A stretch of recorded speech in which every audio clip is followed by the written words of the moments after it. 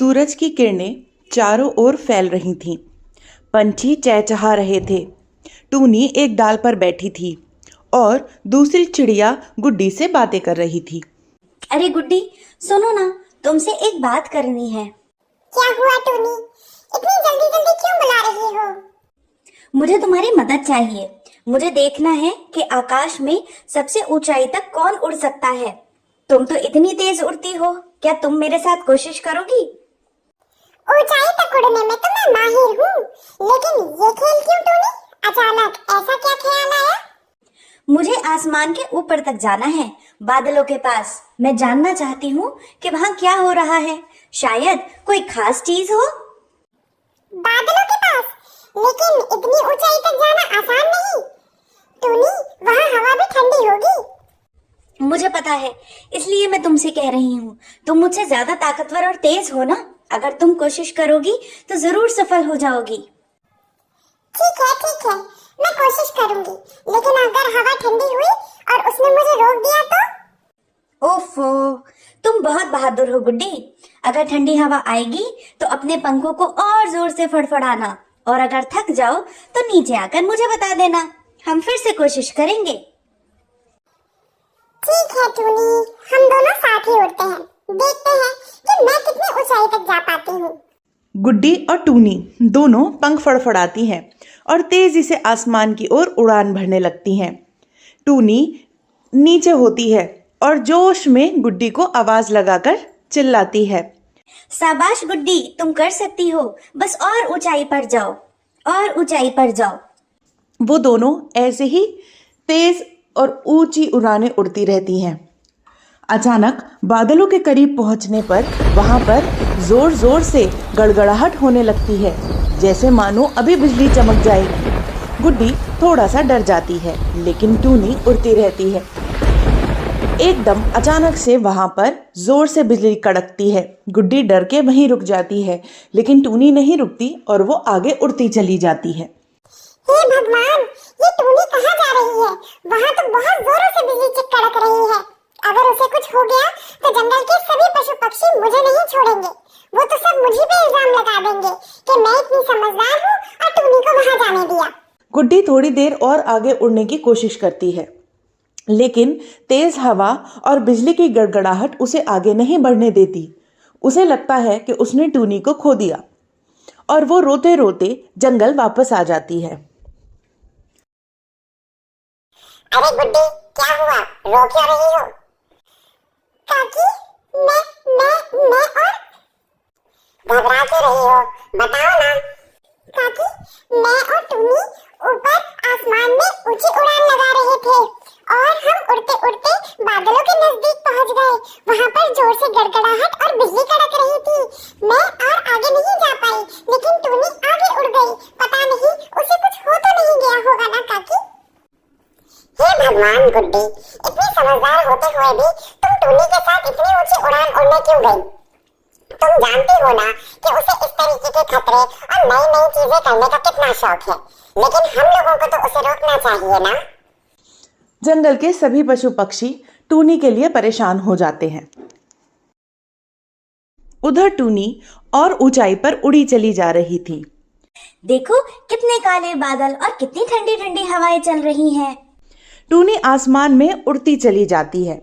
अचानक वह देखती है कि वहां पर एक बहुत ही घना और काला बादल है।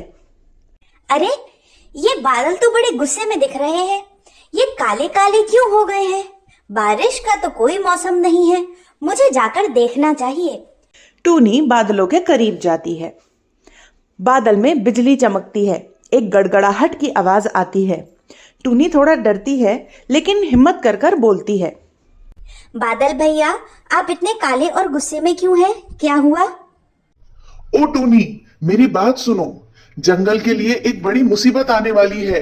मैं यहाँ संदेशा लेकर आया हूँ। मुसीबत? कैसी मुसीबत? आप साफ साफ बताइए। सूखा आने वाला है। अगले कई महीनों तक बारिश नहीं होगी। जंगल में पानी की कमी हो जाएगी और जानवरों को बहुत मुश्किलों का सामना करना पड़ेगा। सूखा? लेकिन जंगल का क्या होगा? हम सब जानवर कैसे बचेंगे? इसलिए ही तो मैं तुम्हें ये संदेश देने आया हूँ। जंगल के जानवरों को एकजुट करना होगा, उन्हें पानी बचाने और एक दूसरे की मदद करने की जरूरत होगी। मैं क्या कर सकती हूँ? मैं तो बस एक छोटी सी चिड़िया हूँ। छोटा होना कभी कभी बड़ी ताकत बन सकता है। तुम्हारी समझदारी और मेहनत से पूरा जंगल बच सकता है। ठीक है, मैं सबको बताऊंगी और एकजुट करूंगी। धन्यवाद बादल भैया। याद रखना टूनी, सबको मिलकर काम करना होगा, अकेले कोई कुछ नहीं कर सकता। अब जाओ और इस संदेश को जंगल तक पहुंचाओ। बादल धीरे धीरे गायब हो जाते हैं। टूनी जंगल के बीच अपने दोस्तों के पास आ जाती हैं। अरे टूनी, गुड्डी तो कह रही थी कि तुम बादलों में खो गई हो। हमें तुम्हारी कितनी चिंता हो रही थी। तुम इस तरीके के खेल और अटखेलियां करते ही क्यों हो? अरे अरे, मेरी बात सुनो, मैं ठीक हूँ ना? तुम सबके सामने बैठी हूँ। अब सुनो, जब मैं ऊपर गई तो वहां पर क्या हुआ। टूनी सबको बताती है कि उसे वहां पर बादल मिला और उन्होंने ये कहा कि क्या होने वाला है। सुनो सुनो, मेरे पास एक जरूरी खबर है, सब ध्यान दो। क्या हुआ टुनी? क्या आसमान से खजाना गिरने वाला है? अरे भाई, ये मजाक की बात नहीं है। बादल भैया ने मुझे बताया है कि सूखा आने वाला है। अगले कई महीनों तक बारिश नहीं होगी। हमें अभी से तैयारी करनी होगी। हे भगवान, सूखा? ये तो बहुत बुरी खबर है, लेकिन हम कर ही क्या सकते हैं? हमें पानी बचाना होगा। हर जगह पानी के छोटे छोटे तालाब बनाने होंगे और एक दूसरे की मदद करनी होगी। अरे लेकिन ये काम करेगा कौन? ये तो बहुत मुश्किल काम है। हम सब मिलकर करेंगे। मैं सबकी मदद करूंगी। जंगल हमारा घर है और इसे बचाना हमारी जिम्मेदारी है। क्या तुम सब लोग मेरे साथ हो? हाँ टुनी, हम सब तुम्हारे साथ हैं। चलो अभी काम शुरू करते हैं। जंगल के सभी जानवर मिलके तालाब खोलते हैं, पानी इकट्ठा करते हैं और पेड़ों के नीचे छांव बनाने का काम शुरू करते हैं। टूनी सबको निर्देश देती है और खुद भी बहुत मेहनत करती है।